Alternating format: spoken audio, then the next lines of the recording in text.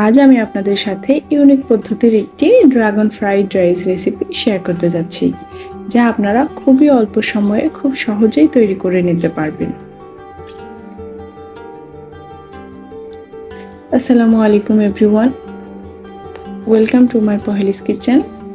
প্রথমে আমি এখানে একটা ড্রাগন ফল নিয়ে নিয়েছি। ফলটাকে আমি ছোট ছোট টুকরো করে কেটে নিব।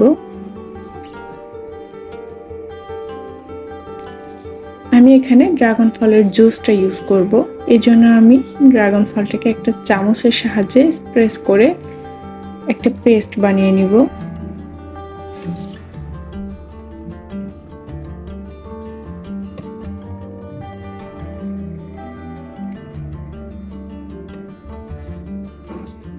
পেস্টটা আমার এখন তৈরি, এখন আমি এটা সাইডে রেখে দিব।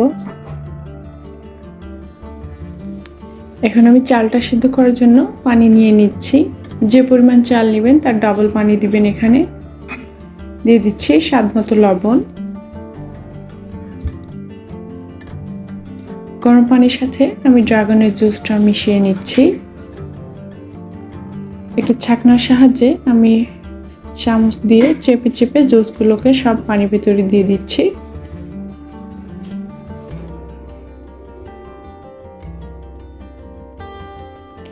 পানিটা খুব ভালোভাবে ফুটে আসলে আমি এখানে চালগুলো দিয়ে দেব।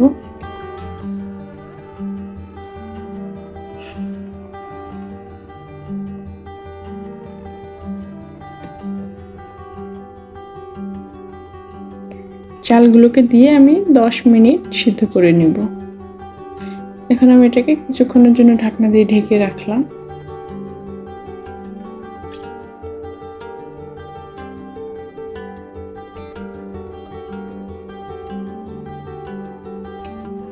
চালগুলোকে আমি খুব বেশিক্ষণ সিদ্ধ করব না, 90% সিদ্ধ হয়ে আসলে আমি চালগুলোকে নামিয়ে নিব।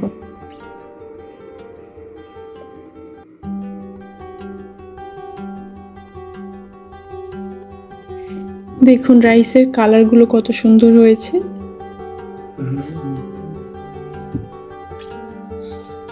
এখন আমি এটা একটা ছড়ানো পাত্রে ছড়িয়ে রাখবো। আপনারা চাইলে যেদিন ফ্রাইড রাইসটা রান্না করবেন তার আগের দিন চালটা সিদ্ধ করে নর্মাল ফ্রিজে রেখে দিতে পারেন। এটা রেখে দিয়ে আমি নুডলসটা রান্না করে নিব।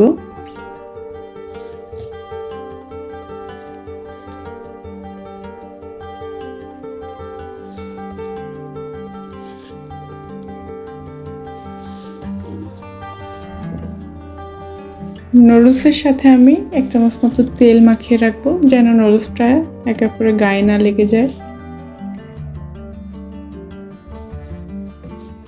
এখন আমি একটা কড়াই দিয়ে দিচ্ছি কিছুটা সাদা তেল,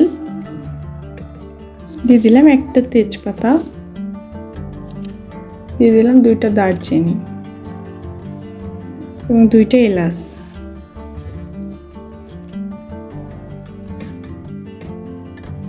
আমি এটাকে কিছুক্ষণ ভেজে নিচ্ছি। এখন আমি দিয়ে দিলাম কিছুটা চিকেনটাকে আমি ভালোভাবে একটু ভেজে নিব।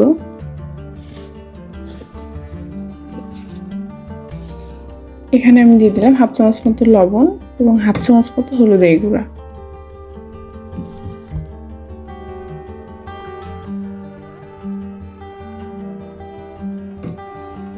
দিয়ে দিচ্ছি 1 চামচ মতো আদা রসুনের পেস্ট। এখন আমি এটাকে ঢাকা দিয়ে রাখলাম 2-3 মিনিটের জন্য। ঢাকনাটা খুলে আমি এটাকে ভালোভাবে নেড়ে ভেজে নিব।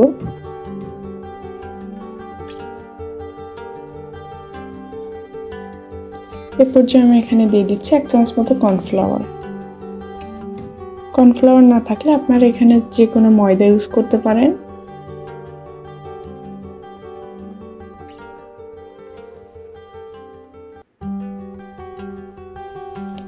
চিকেনগুলোকে সাইডে রেখে আমি এখানে একটা ডিম ভেঙে নিচ্ছি। ডিমটাকে আমি ভেঙে ডিমের ঝুরি বানিয়ে নিব।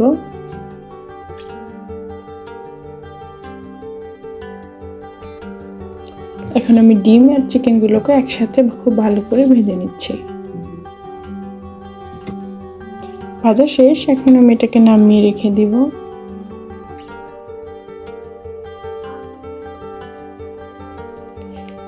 এখন চিকেন ভাজা কড়াইয়ে আমি এখানে দিয়ে দিলাম কিছু রসুন কুচি। রসুনটাকে আমি কিছুক্ষণ ভেজে নিচ্ছি। এ পর্যায়ে দিয়ে দিচ্ছি পেঁয়াজ,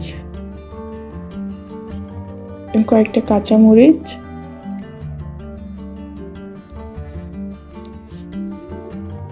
সবগুলোকে আমি একটু ভেজে নিচ্ছি।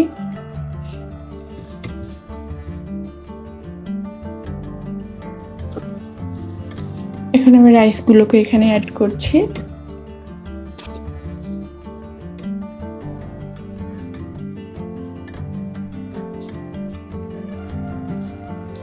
এক এক করে বাকি সব উপকরণগুলো আমি এখানে অ্যাড করে দিব।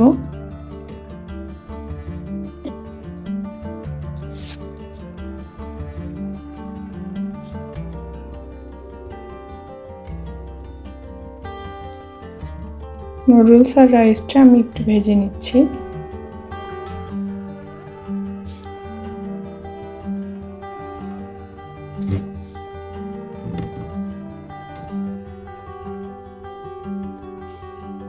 এখন আমি চিকেনগুলোকে দিয়ে দিলাম।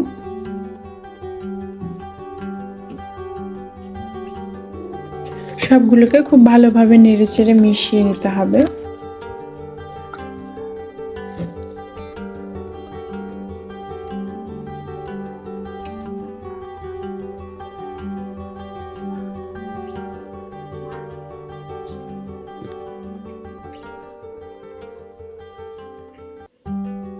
এই পর্যায়ে আমি এখানে দিয়ে দিব টমেটো সস। টমেটো সসটা আমি 2 চামচ মতো দিয়ে দিচ্ছি। আপনারা চাইলে কম বেশি আপনাদের ইচ্ছা অনুযায়ী দিতে পারেন।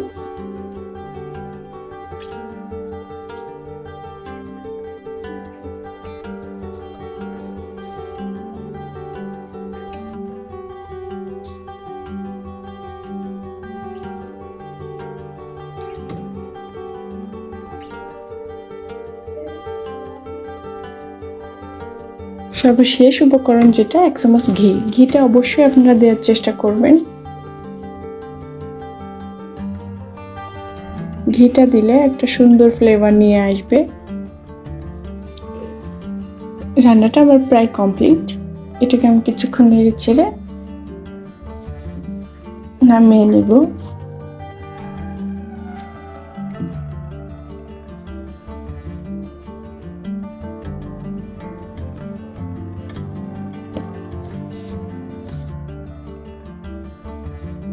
এই ফ্রাইড রাইসটা আপনারা খুব সহজে বাসায় বানিয়ে নিতে পারবেন। আজ এখানে শেষ করছি। সবাই ভালো থাকবেন, সুস্থ থাকবেন। আসসালামু আলাইকুম।